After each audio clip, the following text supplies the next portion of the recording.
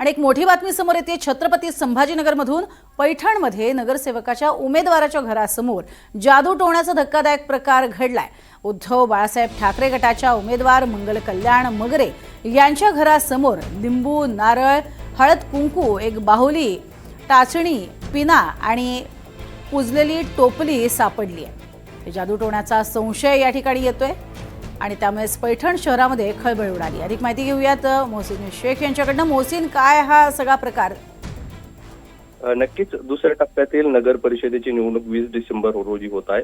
अवघे 3 दिवस उरले आणि त्यापूर्वीच पैठणमध्ये अशा पद्धतीने जादू टोण्याचा प्रकार समोर आलेला आहे। पैठणमध्ये वार्ड क्रमांक 3 मधल्या या उमेदवार आहे मंगल कल्याण मगरे, ज्या शिवसेना उद्धव बाळासाहेब ठाकरे गटाकडून रिंगणात आहे। मात्र काल रात्री अचानक कोणीतरी त्यांच्या घरासमोर लिंबू, नारळ, हळद कुंकू आणि एक बाहुली सोबतच पुजलेली एक टोपली टोपली ठेवली होती। त्यामुळे हा सगळा प्रकार जादू टोण्याचा असल्याचं समोर आलेलं आहे आणि या सगळ्या घटनेनंतर मोठी गर्दी त्या ठिकाणी झाली होती। शहरात देखील वेगळी चर्चा सुरू आहे।